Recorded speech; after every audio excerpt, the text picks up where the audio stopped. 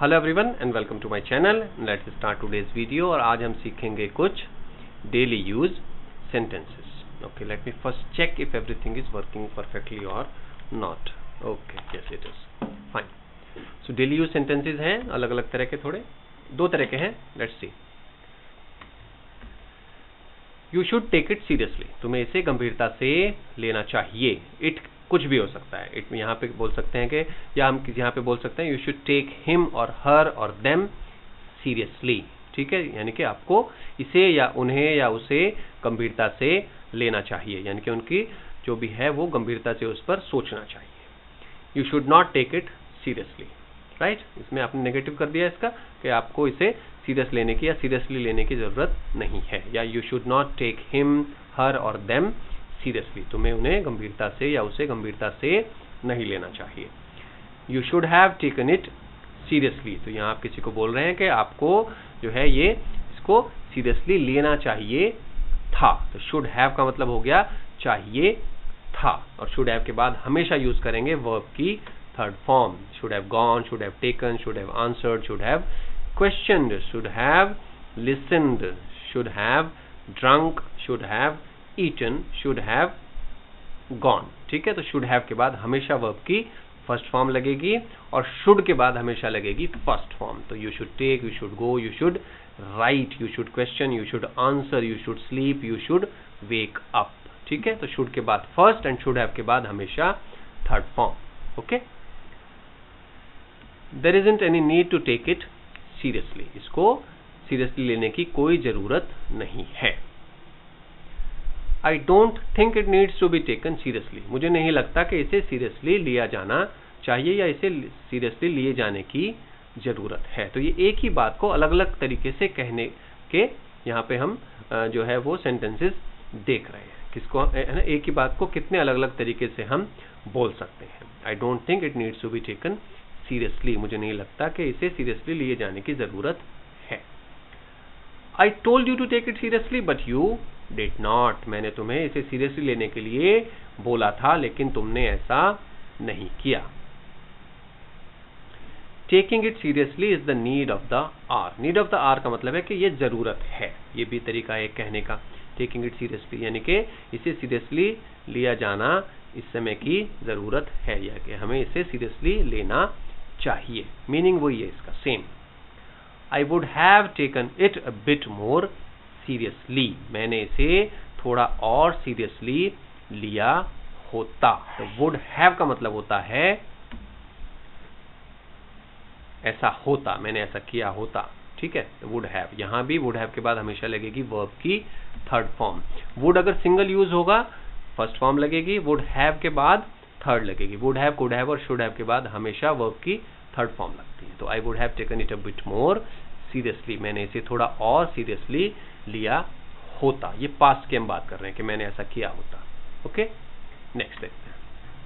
You must take it seriously, must का मतलब होता है करना ही चाहिए। तो आपको यहाँ क्या बोल रहे हैं कि आपको इसे सीरियस लेना ही चाहिए। ठीक है, why can't you take it seriously, या आप किसी से सवाल पूछ रहे हैं कि तुम इसे सीरियसली क्यों नहीं ले सकते।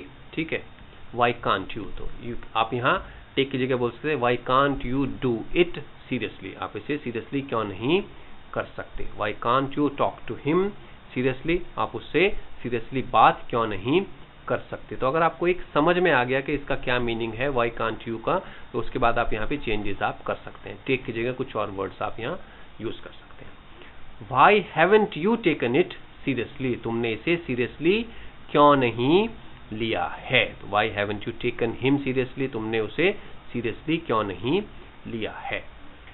There is every reason to take it seriously, यानी कि कुछ ऐसा है जिसे गंभीरता से सोचने या उसे गंभीरता से लेने की हर वजह मौजूद है। मतलब वही हो गया कि इसको आपको सीरियसली लेना चाहिए। Okay, I may or may not take it seriously, मैं इसे शायद इसे मैं सीरियसली लूं या ना लूं। Okay, it needs to be taken seriously believe me, या आप किसी को एक तरह से सजेस्ट कर रहे हैं कि इसे सीरियसली लिए जाने की जरूरत है, मेरा यकीन करो। तो बिलीव का मतलब हो गया बिलीव मी, मेरा यकीन करो। Who will take it seriously, इसे कौन सीरियसली लेगा, या who will take you seriously, who will take him seriously, who will take them seriously, यानी कि वही मीनिंग है कि सीरियसली लेने की जरूरत नहीं है या वो इस लायक नहीं है, या इसमें हम बोल रहे हैं कि जिसे सीरियसली लिया जाना चाहिए या लिया जा सके। Nobody will take it seriously, इसे कोई भी सीरियसली नहीं लेगा। Nobody will take you seriously, आपको कोई भी सीरियसली नहीं लेगा। तो इस सेट में हमने बात की सीरियसली से रिलेटेड कुछ सेंटेंसेस की। अब एक सेट मैंने और बनाया है, इसको भी निपटा देते हैं। Let's see. We should ask for their help, हमें उनसे मदद मांगनी चाहिए। शुड का मतलब होता है चाहिए। I think we should ask for his or her help, मुझे लगता है, जब हम बोलते हैं आई थिंक, मेरा सोचना है या मेरा मानना है या मुझे लगता है कि यह हमें उससे मदद लेनी चाहिए। Okay, asking for help now is the right thing to do, अब मदद मांगना बिल्कुल सही है। राइट थिंग टू डू यानी कि वो सही हम कर रहे हैं कि मदद मांग रहे हैं। अब I won't ask for their help no matter what, मैं उनसे मदद नहीं मांगूंगा चाहे जो हो जाए। नो मैटर व्हाट का मतलब है चाहे कुछ भी हो जाए, मैं उनसे मदद नहीं मांगूंगा। Asking for help isn't a sign of weakness, मदद मांगना कमजोरी की निशानी नहीं है, यानी कि अगर आपको जरूरत है तो आप प्लीज मांगिए, उसमें यह मत समझिए कि आप किसी काम में कमजोर हैं। Don't hesitate to ask for help, okay, तो आप क्या बोल रहे हैं किसी से कि मदद मांगने में हिचकिचाना मत, और इस ओके का मतलब हो गया ठीक है। तो मदद मांगने में हिचकिचाना मत। Don't you think it's time to ask for help, क्या तुम्हें नहीं लगता कि ये मदद मांगने का वक्त है, यानी कि अब वो समय आ गया है, क्या तुम्हें ऐसा नहीं लगता कि मदद मांगने का समय आ गया है।